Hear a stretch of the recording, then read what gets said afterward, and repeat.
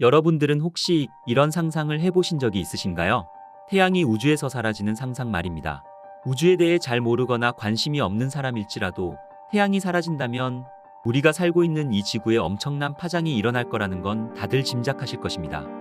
태양과 그 중력에 이끌려 주변의 천체가 이루고 있는 체계를 우리는 태양계라고 합니다. 그리고 그 태양계의 중심에 있는 것이 바로 태양이죠.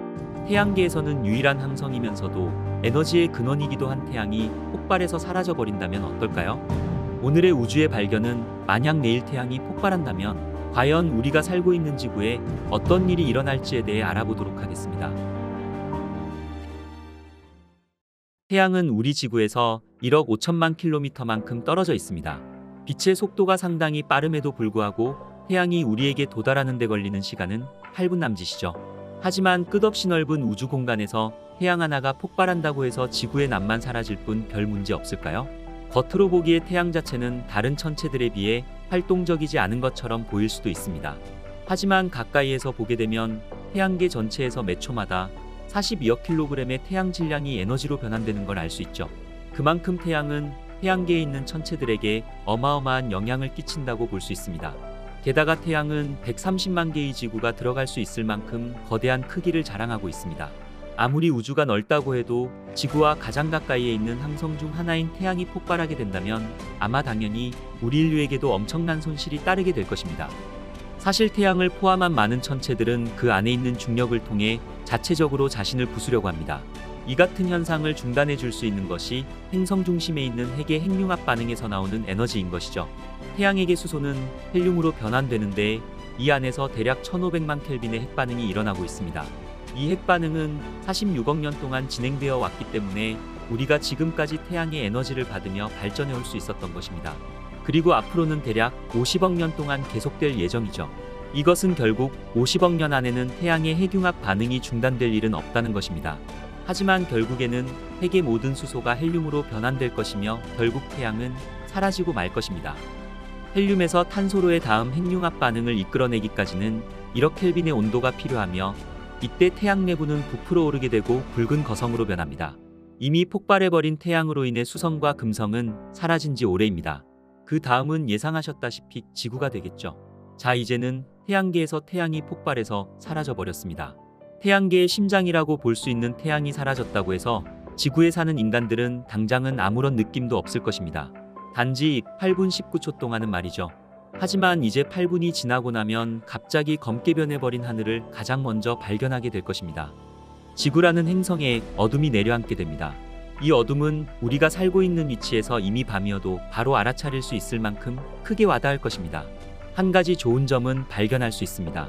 바로 새까맣게 변해버린 하늘을 배경으로 별들이 더 선명하게 보일 것입니다. 대신 더 이상 햇빛을 반사하지 않기 때문에 평생 달을 볼 수 없게 되겠죠. 혹은 칠흑 같은 어둠이 내려앉기 전 지구 자기장이 변화와 전리층의 교란으로 인해 아주 밝은 오로라가 잠깐 보일 수도 있을 것입니다. 이제부터는 우리가 살 수 있는 환경이 사라진다는 것에 초점을 두셔야 합니다. 태양이 사라짐과 동시에 광합성도 완전히 중단되어 버립니다. 그로 인해 엽록소를 가지고 광합성을 하는 세균인 시아노박테리아가 더 이상 산소를 생산하지 못할 것입니다. 식물 또한 마찬가지죠. 산소가 생산되지 않는다는 것은 인간뿐만 아니라 모든 생명체에게 위협이 되는 상황이라는 것을 말해줍니다. 매 초마다 태양계 전체에 42억 킬로그램의 태양 질량이 에너지로 변한다고 말씀드렸습니다. 이 태양 에너지가 화학 에너지로 변환하면서 우리가 숨을 쉴 수 있는 산소가 생기게 되는 것입니다. 그래서 우리는 살아갈 수 있고 목이 마르면 물을 마시고 배가 고프면 음식을 먹을 수 있게 되는 것이죠. 지구상에 일어나고 있는 자연 생산성의 99.9%가 태양을 필요로 하는 광합성에 의해 이루어진다고 하니 단순히 빛만 사라진다고 안심할 수는 없다는 것입니다. 하지만 불행 중 다행인 소식은 하나 있습니다. 우리 대기에는 무려 100경 킬로그램에 달하는 산소가 포함되어 있다는 것이죠. 지금 지구에 살고 있는 인간 전체를 70억 명이라고 했을 때 매년 대략 6조 킬로그램의 산소를 들이마신다고 합니다. 대기 자체가 얼어붙을 때까지 15만 년 동안은 생존할 수 있을 만큼의 산소가 남아있는 것입니다. 그렇기에 광합성이 없고 산소를 소비하는 동물이나 곤충과 미생물들은 살아갈 수 있을 것입니다. 무엇보다 우리 인류가 많은 문명의 발전을 이루어냈기 때문에 바로 모든 전기와 화석연료까지 쓰지 못하는 상황은 아닐 것입니다. 그래서 도시와 마을은 전형적인 밤처럼 인공광원으로 계속해서 빛을 얻어낼 수도 있겠죠. 태양계에 존재하는 행성 중 가장 부피가 큰 천체가 무엇인지 아시나요? 바로 태양계의 5번째 행성인 목성입니다. 만약 태양이 폭발했음에도 지구가 그 자리를 그대로 지키고 있다면 목성은 지구보다 30분은 더 늦게 이 사실을 알 것입니다. 즉 지구에서 이미 태양의 빛이 사라지고 난 후에도 목성은 약 30분 동안 더 이상 존재하지 않는 태양의 빛을 계속해서 공전하고 반사할 것입니다.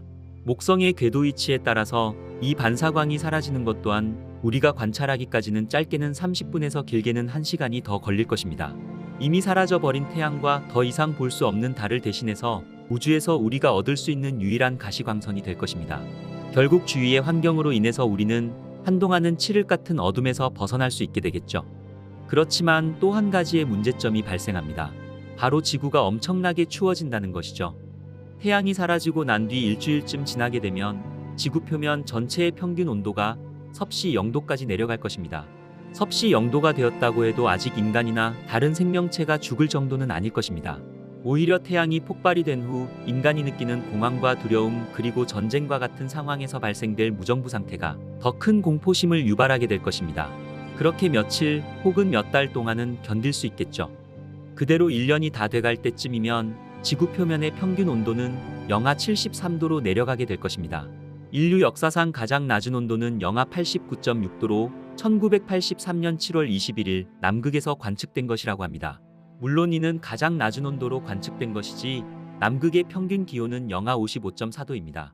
남극보다 덜 추운 북극에서는 원주민이 살아가고는 있지만 현재 남극에서는 인간이 만들어 놓은 기지의 연구원들만 머무르고 있죠. 즉 영하 73도는 인간이 살아가기에는 어려운 환경입니다. 그렇지만 이 문제점도 어느 정도 대체 방안이 있습니다.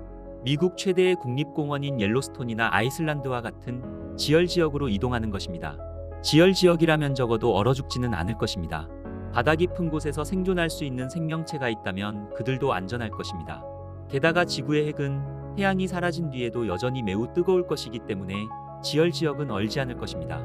그렇다고 해서 지금처럼 생명이 완벽하게 보장되었다고는 할 수 없습니다. 광합성이 필요하지 않은 바다 깊은 곳에서 생존할 수 있는 유기체라면 살아남을 수 있겠지만 안타깝게도 인간은 그런 유기체에 속하지 않습니다. 특히 자연에서 중요한 부분을 담당하고 있는 식물은 태양이 사라지고 길어봐야 몇 주 안에 모두 죽게 될 것입니다. 거대 나무의 경우에는 자체적으로 몇 년 동안 어둠 속에서도 살아갈 수 있을 만큼의 에너지를 공급받을 수 있습니다. 하지만 결국에는 점점 더 추워지는 지구 안에서는 아무리 큰 나무라고 할지라도 얼어 죽고 말 것입니다. 지구도 자체적으로 열을 생산하기는 합니다. 그래서 수십억 년 동안 차가운 공간인 우주에 떠 있었음에도 불구하고 지각 아래로는 따뜻함을 유지할 수 있었던 것이죠. 이러한 지구의 구조에 따라 어떻게든 지열 지역으로 이동해서 살아남았다고 할지라도 점점 더 얼어가는 지구에 맞서기에는 인간은 나약한 존재가 될 것입니다. 자, 1년이 지났습니다.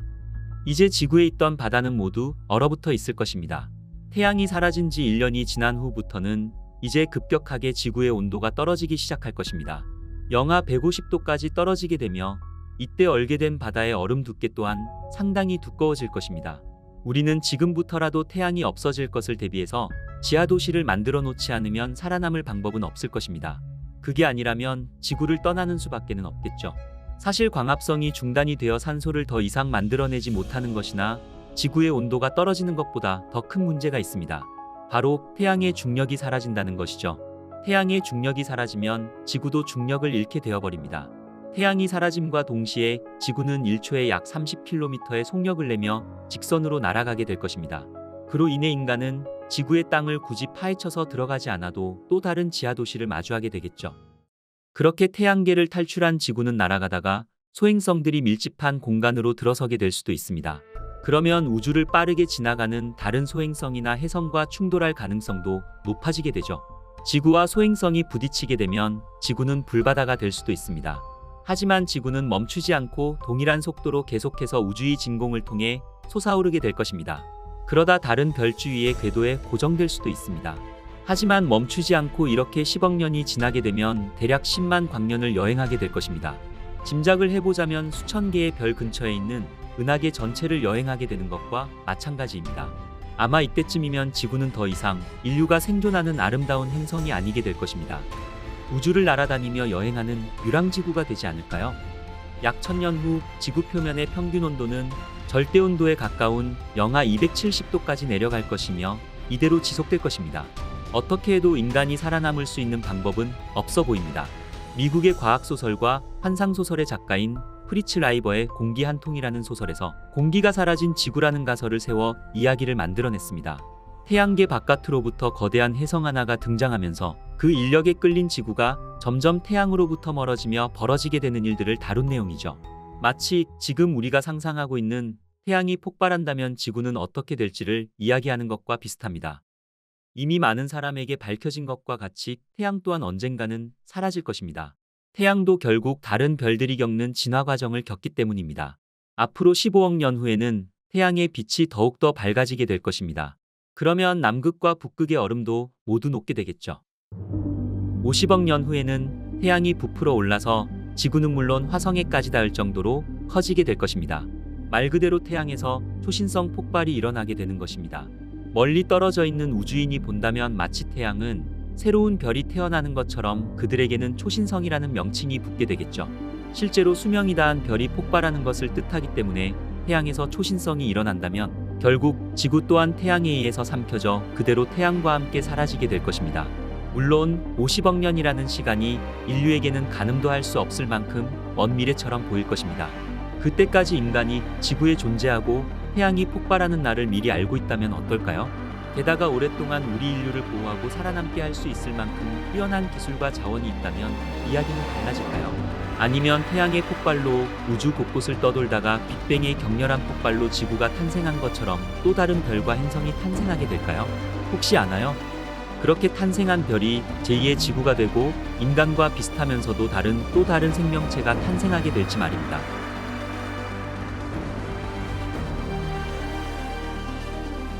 오늘의 우주의 발견은 만약 내일 태양이 폭발한다면 지구는 어떻게 될지에 대해서 알아보았습니다. 50억 년 후에는 우리 인류가 더욱더 발전되어 살아남아 있기를 바라며 구독과 좋아요 한 번씩만 눌러주시고요. 저는 또 더욱 재미있는 우주 이야기를 가지고 다시 찾아뵙겠습니다. 끝까지 시청해 주셔서 감사합니다.